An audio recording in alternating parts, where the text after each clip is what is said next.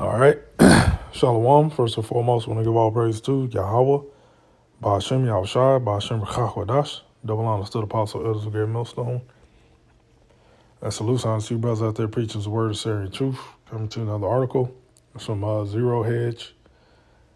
It reads, Iraq combat vet explains why the U.S. might be marching on the Middle East again soon. And this guy is right. Because pursuant to the Holy Bible, which is a book of prophecy means to say before something happens. All right. America, known as Great Babylon, Sodom and Egypt, Rome, all right, the dragon, the harlot that sat on top of the beast. This nation, as you know, as America, will go into the Middle East. And the least of the flock, being the state of Israel, is drawing them out. All right. And this World War III, the war to end all wars, will be the last war on the planet Earth. All right. And this World War III is going to usher in Yahushai's return for the Lord to set up his kingdom on the planet Earth. And the Lord is going to take the rulerships, the crowns of all these nations, all right, and subject them, all right. And then you're going to have no more war anymore. That's why World War III is the war to end all wars, all right? The war of the heathens. Yahushua is the son of the Most High Yahweh. All right, and he will come back during World War III to set up his kingdom. All right. Said former Army drill instructor and Iraq combat veteran angered cops, offering some interesting evidence that suggests the U.S. military is gearing up for a major deployment to the Middle East. Where specifically is hard to say. While all eyes are currently on Israel and Gaza, U.S. Air Forces are striking targets in Syria. Naval units are intercepting drones and missiles from Yemen, and tensions are rising with Lebanon and Iran. Iran is that their primary nation that's really going to usher in World War III. Iran, known as Persia, in Ezekiel 38th chapter. All right. And Russia, Gog and Magog, the Medes will be basically a guard to Iran. All right. It is clear from previous statements by U.S. and Israeli officials that Iran is the ultimate target. Yep, yes it is, of the growing conflict. And if this is the case where there is no doubt American troops would be involved. Let's see. Yeah, so you basically get the point. I don't know if this is the guy right here, but yeah, this guy is right, but he don't know this is the, World War III. This is these wars and rumors of wars. Okay, these proxy wars is going to usher in World War III. Let's go to the scriptures. Started Revelation 8:13, and I beheld and heard an angel flying through the midst of the heaven, saying with that loud voice, "Woe, woe, woe!" It means World War I, World War II, and World War III. To the inhabitants of the earth, by reason of the other voices of the trumpets of three angels, which are yet to sound. So let's jump to Revelation 9.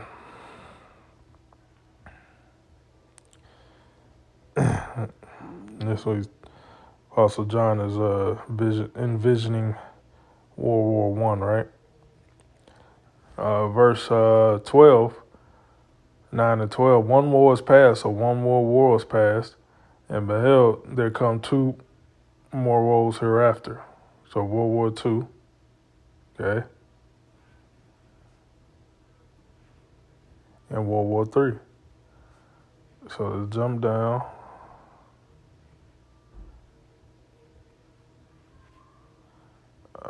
Let's see.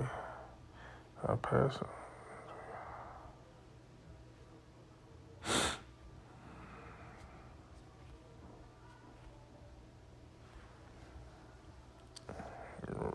So second war was passed. Did I pass it? I think I did. So I can. Second war. Yeah. Revelation 11 and 14. The second war is past, and behold, the third war cometh quickly. So World War II is past, and the third war cometh quickly. All right. And this third war, the precipice of this third world war is going to be thermonuclear destruction. Okay.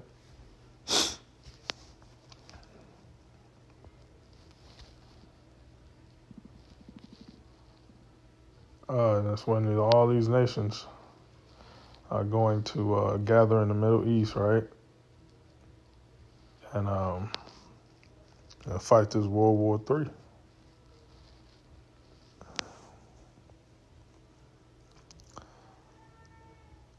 This Joel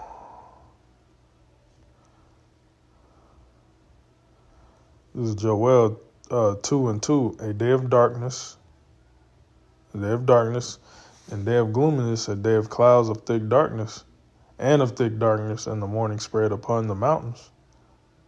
A great people and a strong, there has not been ever the like, neither shall be any more after it, even to the years of many generations. This is Joel describing the missiles right now. Again, that's going to be the precipice of Third World War III. Whoa, it's like a World War III. And these missiles are going to destroy America and the state of Israel, as you know it today, will be destroyed. A fire devoureth before them, and behind them a flame burneth. The land is at the Garden of Eden before them, which basically represents life, And behind them a desolate wilderness. Now, when these missiles hit their intended target, before the missiles hit their intended target, what? You have life, you have daily activities going on, man, amongst people, amongst the animals, You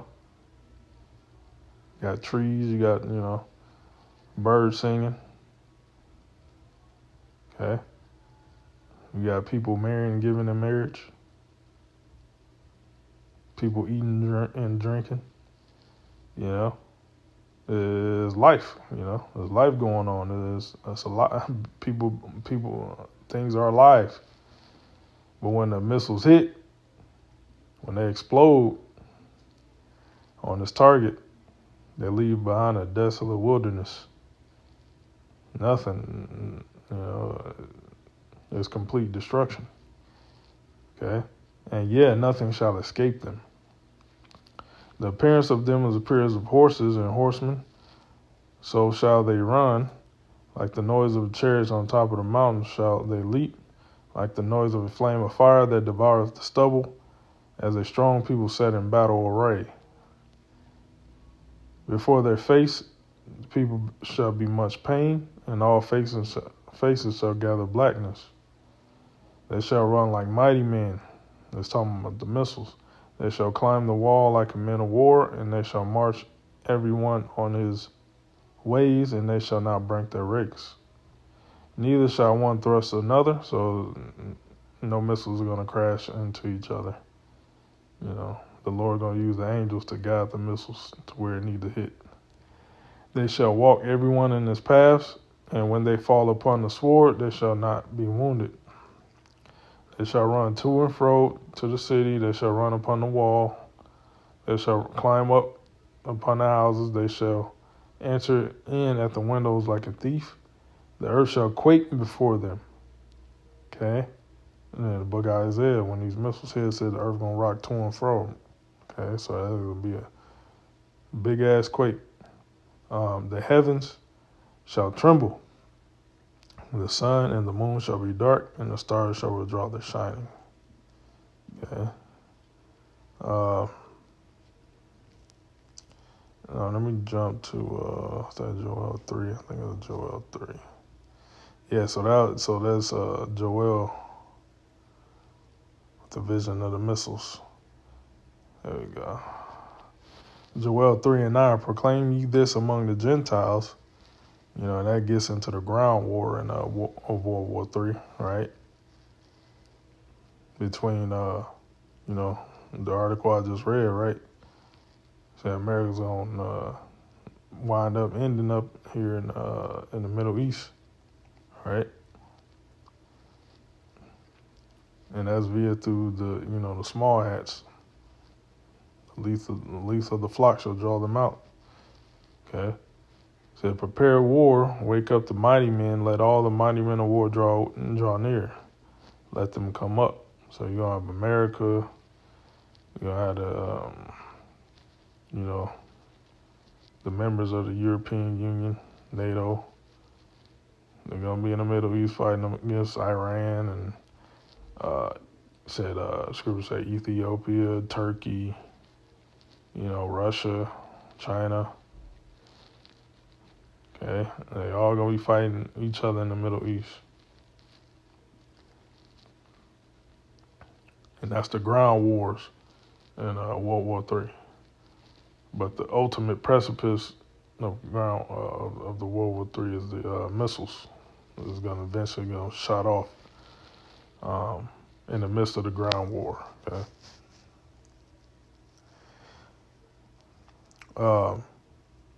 Said, wake up the mighty men, and the military men.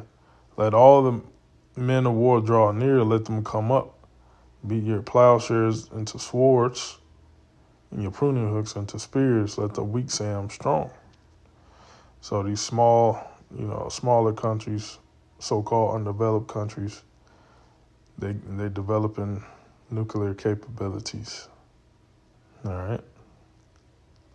Assemble yourselves and come, all ye heathen, and gather yourselves together round about. This is called the mighty ones come down, O Yahweh.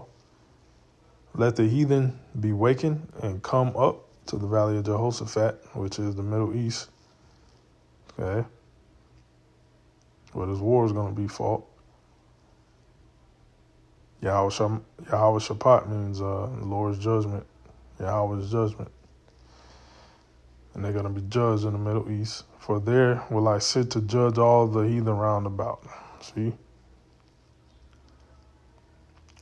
Put ye in the sickle, for the harvest is ripe. Come, get you down, for the press is full.